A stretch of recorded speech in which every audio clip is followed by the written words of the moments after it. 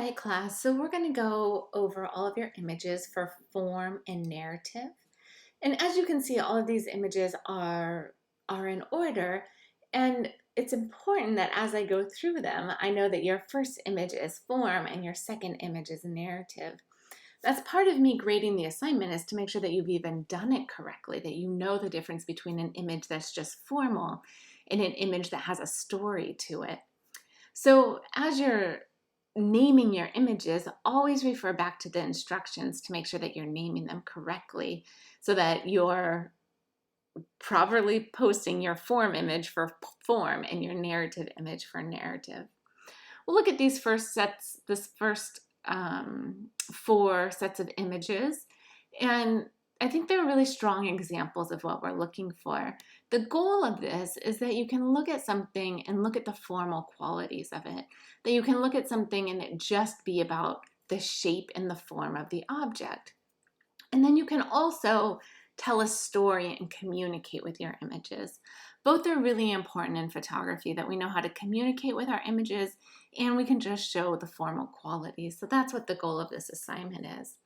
We're going to start off with Tiffany's image, and they're very obvious in the difference between the form and the narrative.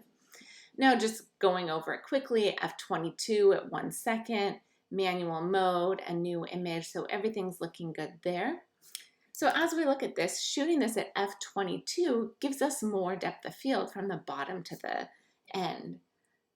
Shooting it at ISO 100 keeps the noise low, and then 1 second is a really long exposure, but if you're on a tripod, everything's nice and still.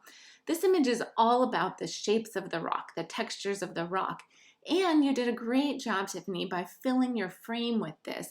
If we see the edge of the wall, it kind of loses its mystery, right? But by excluding the edges and just cropping in and showing us part of the wall, we kind of feel like this goes on forever. So that was a really smart decision. And then this is her narrative image. She has a picture of her family on one side, and then she has this this gift that her husband was given after she was in a bad car accident, it sounded like, on the other side. And what's really beautiful is that it's reflected in the image. So we're reading something, it's giving us information. Whenever there's text in an image, you have to be careful with that, because your viewer will always look at the text and read that first, even if it's something that's not important in the frame. And then seeing that reflected in the picture, the wedding picture, is really nice. It looks like you're using artificial lighting here, but then you have this window right behind you. So I think changing the way these are facing so that you could have that natural light on them could really open up this image and allow us to see more of the detail on this wedding picture with your family.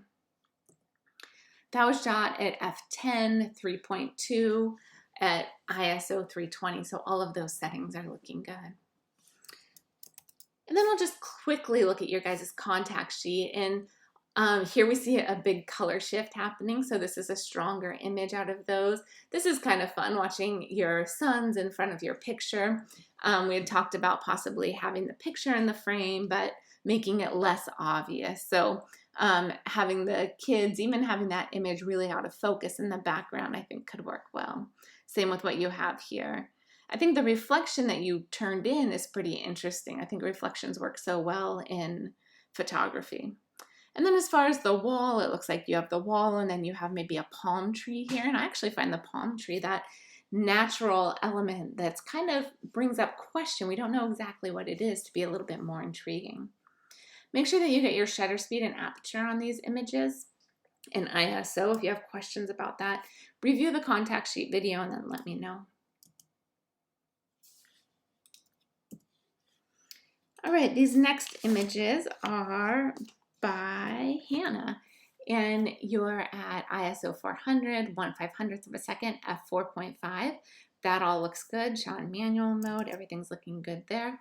And here we simply have a basketball. There's nothing really special about this image. You have soft light on the basketball, and we can see the shape of the basketball, but there's definitely not a story aligned with this. Now, an image like this, you could push a little bit farther. Let's see.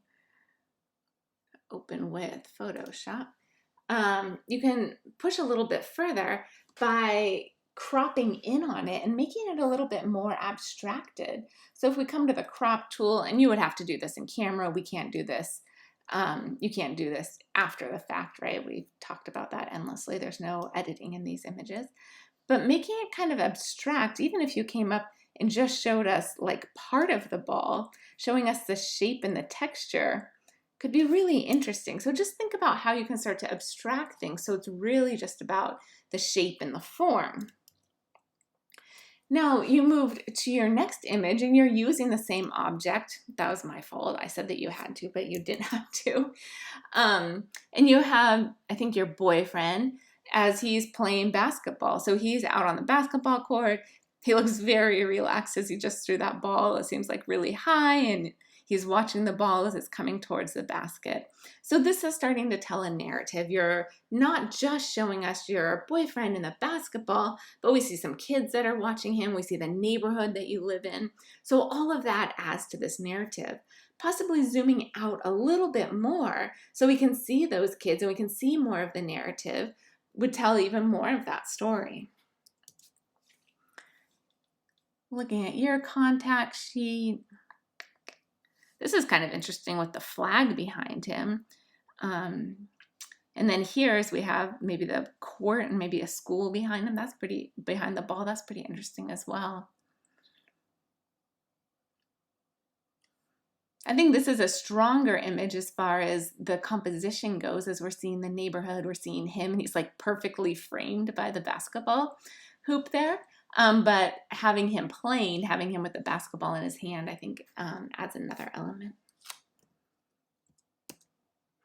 All right, this image is Nakia's image, and you're at ISO 400, 1/60th of a second at 5.6. That all looks good.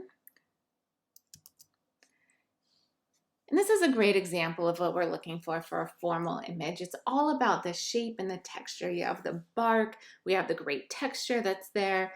You have soft light coming down on your subject that's nicely illuminating each of these mushrooms. And then we just have these spots that we can move through and find within the bark here. So this is a great example, and you've used like the intersecting third lines to properly frame this really interesting image. Texture, shape, color, kind of a juxtaposition. A lot of things are being used here.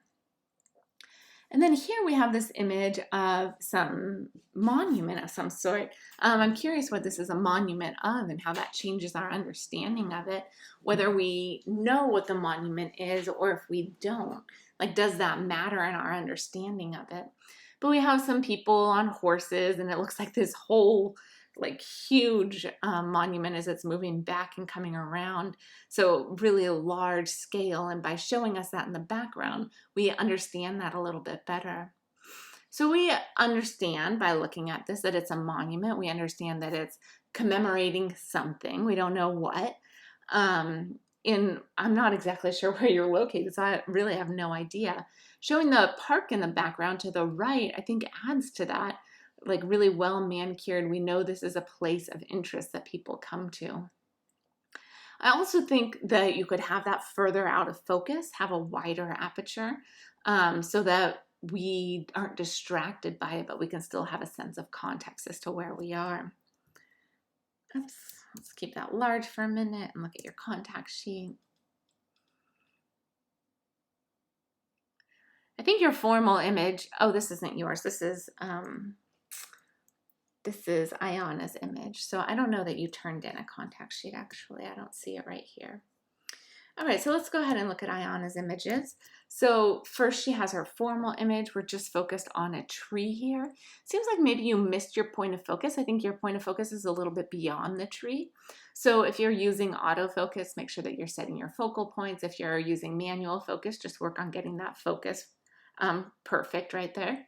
Your exposure looks pretty good. Maybe it's about 1/3 of a stop underexposed. ISO 400, f5.6, 1/640th of a second.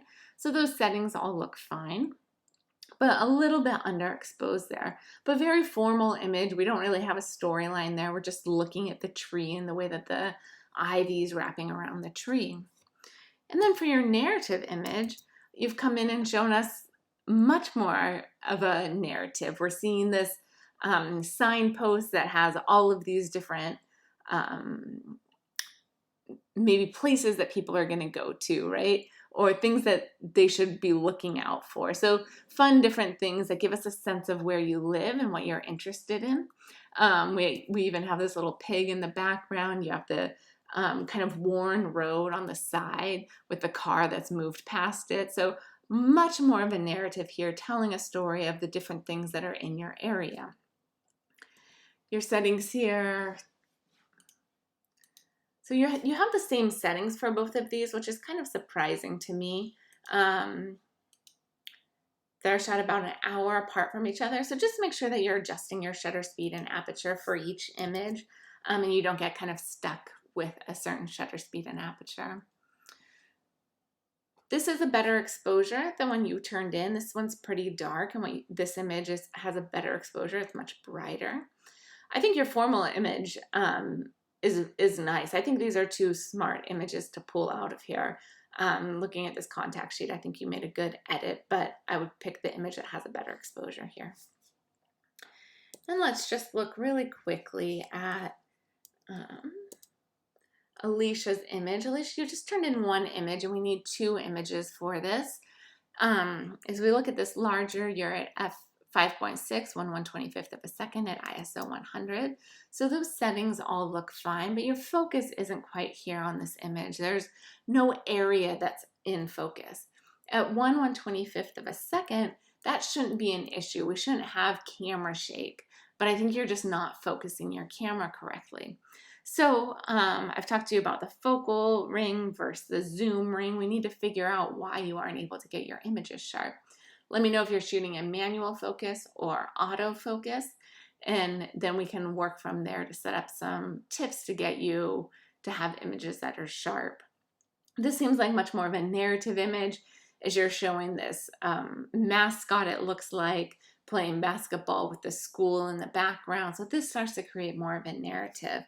If we look at your contact sheet, most of these images are more narrative based, but if we just look at, let's see, maybe the images of the flowers here, this is more of a formal image, just about the form of the flowers, just about like documenting the flowers, not about a narrative.